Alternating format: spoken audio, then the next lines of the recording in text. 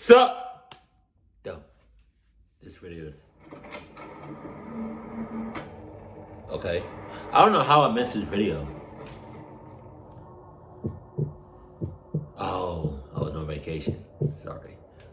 I work at a game development company in Orlando, Florida. Right. It was a stressful couple of weeks for me, and I was really pressed for time before a game's deadline. Okay. So I had to stay at the office late almost every night that week. It was a rainy Wednesday night of that week.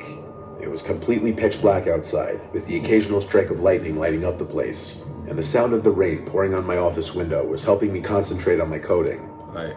There was one other person in the office at this point, my coworker Chaz. He was finishing up on his work as well. He was also pressed for time on a strict deadline. By now it was easily between 8 and 9 o'clock, and Chaz knocked on my office door before telling me he was heading out. He asked if I was okay locking up the place, and I told him of course. Then he was off on his merry way. I heard the front door of our company's office slam shut behind him, and with that I was alone. Our entire office is in the shape of an L. The entrance is at one end, and my office is down the short line of the L, basically the corner office. I had to keep myself awake as I was starting to doze off, so I went down the hall to the kitchen to heat up some coffee. Right. Just a little bit, enough to keep me going for another hour. I leaned on the counter by the coffee maker, waiting for it to heat up, when I heard this. The sound of a door closing. I peeked my head out into the hall to look and see if anyone was there. I called out, yielding no replies. The door sounded like one of the smaller private office doors, not the heavier front door to the entire office. Nah, no, hell nah, not tonight or any other night. If you know for a fact that you're in that building, in that office, in that room, by yourself, for a fact, and you hear a door close, as clear as day, talking about some,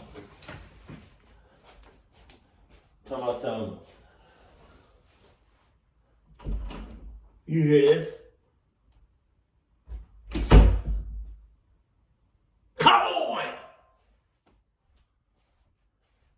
Damn that game. Damn all that.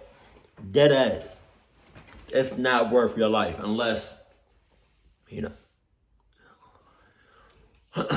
it's GTA 6. I left the kitchen to walk down the 2 halls, trying all the doors, which were locked. Then I got to my little hall, and all 3 doors in this hall were shut, including mine. Right. I left that door open 1000%, and there was no draft in here as all the windows were closed. I felt like someone had to still be in the office pranking me. Oh no. I opened my office door with force, expecting someone to be in there jumping out at me, but no. My office was how I left it. The chair, my computer, everything. It was just a little odd to me that the door closed on its own because it had never done that. A little I moved odd? past it and continued my work. The rain continued to hit the window, and the lightning continued to strike about once every minute, startling me a few times actually. Some more time passed, and it was now getting very late to still be in the office. I was content with the progress I made, so I saved all of my work and began closing down my computer. I clicked the shutdown button, then turned off the screen.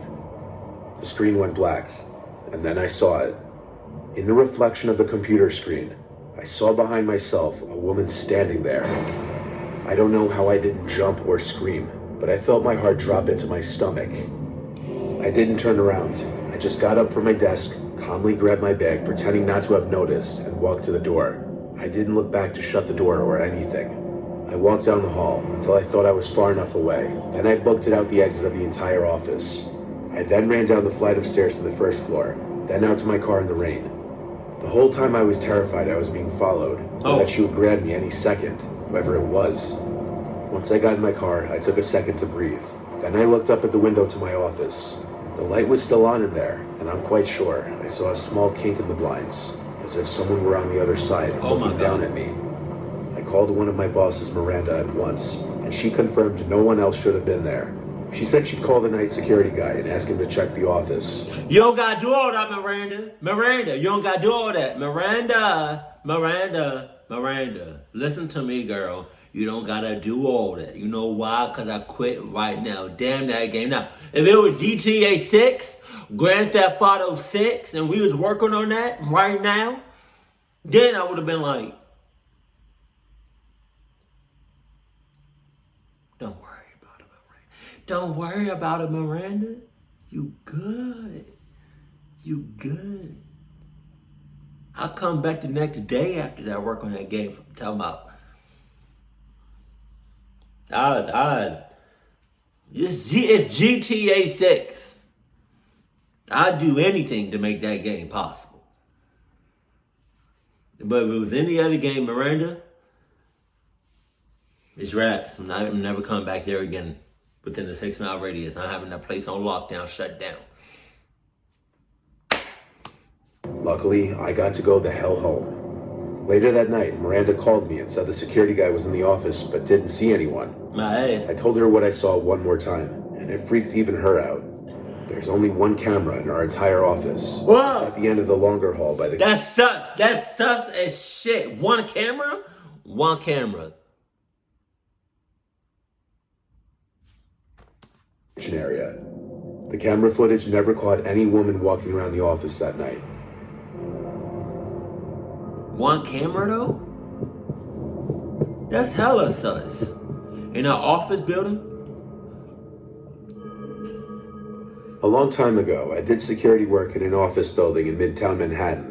It was mid-November, so one of the offices was looking to start decorating their office space with Christmas decorations, which were held in the basement along with other storage. I usually stood in the lobby area of the building, just as general security. It was usually an uneventful job for the most part. But on this cold November Monday, my view of this job changed entirely. An employee of this dermatology office on one of the upper levels of the building apparently had gone down to the basement and had reported that all the lights were out and that the elevator wasn't running to the basement floor. This sounded like the electrician's job, until I was also told that there were multiple broken-in doors down there, implying a break-in over the weekend. That's when it became my job to go down there and investigate. My ass. Since the elevator wasn't going down to that level, I would have to take the stairs down there. I was going down there alone since I was the only security guard on duty that day. No. Not alone. It's Manhattan. It's New York. You got other businesses on top of other businesses, on top of other businesses, on top of other businesses, on the side of other businesses. You got businesses on a whole 360. On top of each other. On top. On the side. Back and forth. Grab some other people that does security. Grab some other security guards from other businesses. And bring them with you.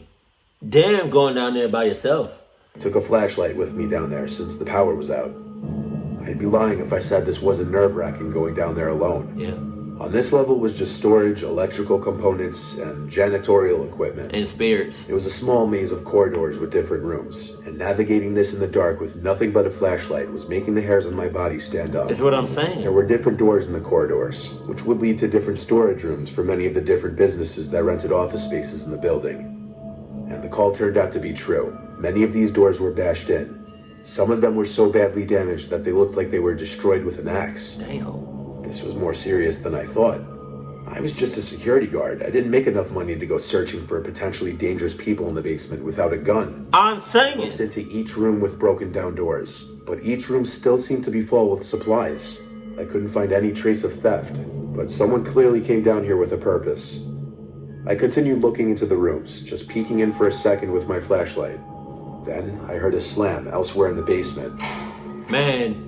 Oh. And suddenly, everything went dead silent. The basement noises I was hearing before, from whatever they may have been coming from, a boiler, the pipes, whatever it was, stopped. And I was now in a dead silent basement where I could hear every last sound. Every footstep I took now sounded 10 times louder. Someone was in the basement still, evident by that slam. It may have been another door. It may have been whatever caused the noises to stop. Stupidly, I called out, "Anyone here?" and my voice echoed down the corridor. I continued slowly back the way I came. I wasn't staying down there another moment. This was a job for NYPD at this point. I was almost to the stairs when I heard this heavy breathing coming up from around the final corner. I instantly knew it to be heavy breathing. I was scared shitless. Why was I put in this situation?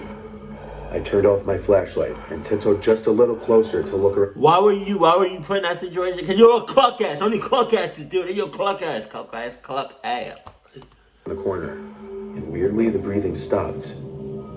I said one hello, What? and turned the flashlight back on. Shut up. Even though the light wasn't aimed exactly in that direction, I still easily saw this extremely tall, hunched over figure facing the wall with some kind of long object that could have been a weapon in his hand. I say his because there was no way a person this big and this stature could have been a woman. I also saw their face turn in reaction to the light. It was this pale, abnormally long face. I think they were bald. Another reason I say it was a man, but I didn't look too long. I ran past the figure to the stairs, screaming back at him that the cops are coming, you need to leave now. Wow. I ran all the way back up the stairs, through the basement door, then locked it and called 911. A bunch of... You telling that, whatever that thing is, that I called the cops, you need to leave now. You probably would have thought that they were in cahoots. Because why would you tell somebody that's about that cluck shit that you need to leave now or call the cops? Don't tell them that you called the cops. Act like, you did. Act like, you didn't. So then when the cops there, they surprise their ass. Or I don't know what the hell it is. NYPD cars came, and it was a big thing. At least 4 police officers went down there. I felt pretty useless, I have to say, but removing a dangerous, armed, giant human from the basement with the lights off was not in my job description. I was in the lobby when the officers came back, alone. They didn't have that person I saw with them. Wow. They couldn't find him. One of the building's electricians came to fix the electrical issues in the basement. It had something to do with the circuit box in the basement being tampered with. With the lights back on, police still couldn't find anyone down there. There are multiple stairways back upstairs from the basement, which he may have left through. Everyone believed what I saw, though. Those doors didn't smash themselves open. I took sick days the next few days, and every night for a week, I'd lay awake, constantly checking around my room in the dark, scared I'd see some giant figure standing in one of the corners. I would not put that past you at all. That thing probably just followed you. Now you know where you live. I held my first job ever in 2002, and I worked at a call center during the graveyard shift. The office was in Makati, and it was a new site.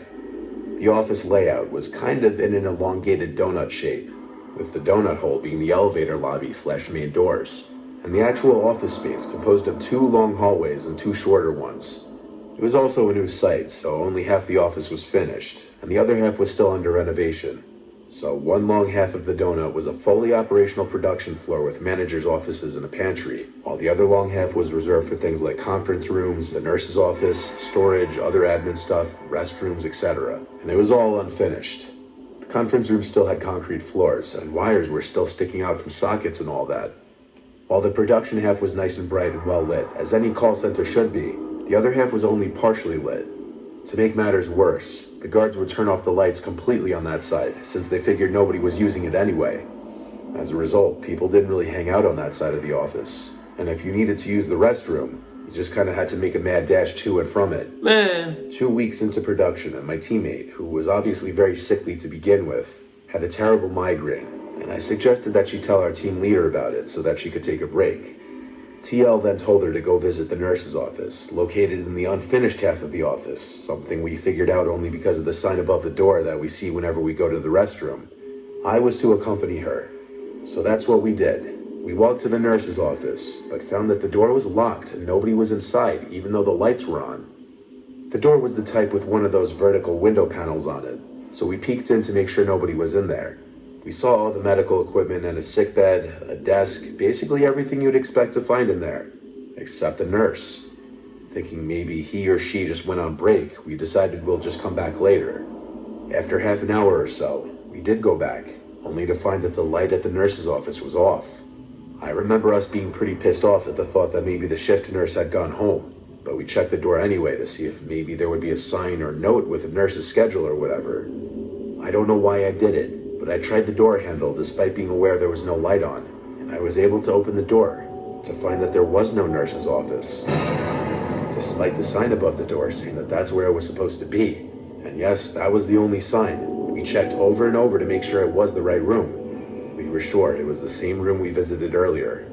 But instead of a decked out clinic, we found a room with a small nightlight in an exposed socket that cast only enough light for us to see the walls and floors were concrete. There were no finishes, no beds, no cabinets, nothing. It's like we dreamed up the clinic we saw earlier. A guard approached us at that point, asking what we were doing poking around in an unfinished clinic. So we told him what happened, and he of course thought we were making it up. While we were kind of trying to convince him that we weren't lying, we all suddenly stopped talking. When we felt the temperature just drop, we shivered. Our hair stood on end. My heart started racing, and nobody could speak for a minute. That's funny how your heart started racing, but not your feet started. You didn't move your one. You didn't want to move your feet at all. You didn't think about your feet. Your heart is racing, you know. The heart moving fast as hell, but your body's not moving. Your feet is not going. Your legs is not moving. What are you really doing? It's like it's like you thinking about running. You know, you're mentally there, but you're not doing nothing. Your heart is beating about the same pace as if you were to be physically running. You know? I don't know how that's possible, but you're doing it. You're racing with your heart instead of your legs. My teammate burst into hysterical tears, and the guard then nervously shooed us away and locked the door to the supposed nurse's office. We were escorted back to our team's bay, and we explained what happened to our team leader. He pretty much just sat there stunned as he listened to us. Since my teammate wouldn't stop crying and was starting to hyperventilate very badly, they had to send her to Makati Med. The incident was never brought up again. If you're a fan of horror, which I know you are, then you'll love Shudder, which is a video streaming service catered specifically to horror fans. And what better time of year than right now to curl up on a chilly fall night and watch a good scary movie? Shudder has the biggest collection of any horror, thriller, or supernatural films that you could think of, and you can stream on all of your favorite devices. Shudder is also home to many exclusive original movies such as Prisoners of Ghostland featuring Nicolas Cage and Great White, a killer shark movie perfect for any Jaws fans. And you'll never find yourself running out of things to watch, as new films that'll keep you on the edge of your seat are added weekly. I personally have always been a big fan of found footage films like The Blair Witch Project, so it was great for me to see VHS 94 added recently, which is yet another exclusive to Shudder. So get started streaming the best horror, thriller, and supernatural content. Shudder's expertly curated collection includes must-see titles like Vicious Fun, The Mortuary Collection, and PG Psycho Gorman. Plus, all the best horror documentaries and the hit Creepshow TV series from executive producer Greg Nicotero of The Walking Dead. To try Shudder free for 30 days, go to Shudder.com and use promo code NIGHTMARE. Links in the description.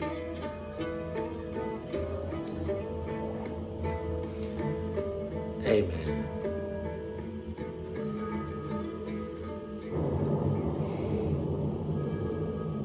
I feel like really no office job is worth your life. Really pretty much no job is, worth your life, but like an office job, I gotta say, it's not like, I feel like there's plenty of office jobs. But like with that first story, if you know for a fact that you're the only one there, and like he said it in the first story, I'm 1000% sure, basically that there's no one here, and you hear a door close or open, it's already bad enough that you heard it and that you acknowledged it, but for you to go check it out, for you to be curious about it, for you,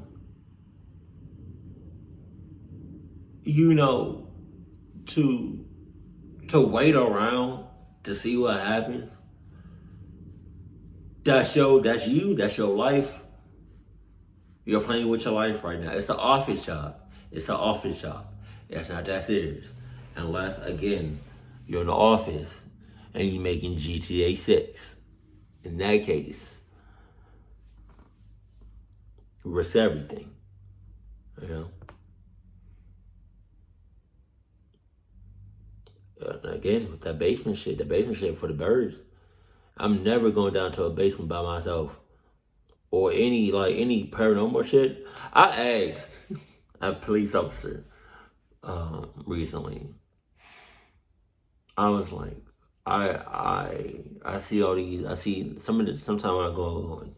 I told him sometimes when I go on like social media and I see like these videos, like these Instagram videos of like these police officers being called to to go check something out, and it's something like paranormal or something paranormal happens. I asked him, would you stay or would you run? He was like, oh, I'm running. Whole ass. I'm not sticking around for that. That was funny to hear that from like a real life police officer in person. That was funny as hell. Cause dead ass, I'm not like. No, there's I fucking spit. There's people trained for that shit. Now I don't know, you know what I mean. I don't know if police officers are trained for that, but like there's a job field that deals with the paranormal activity. So, but yeah, no, these office jobs you can find. I feel like you can find like plenty of those. So when something paranormal happens, get the hell on, quit that day, quit that night or whatever, quit right then and there, and then find you a new one the next day. Preferably 6 miles out. Keep it cool, keep it classy, and I love you. Stay happy, my family.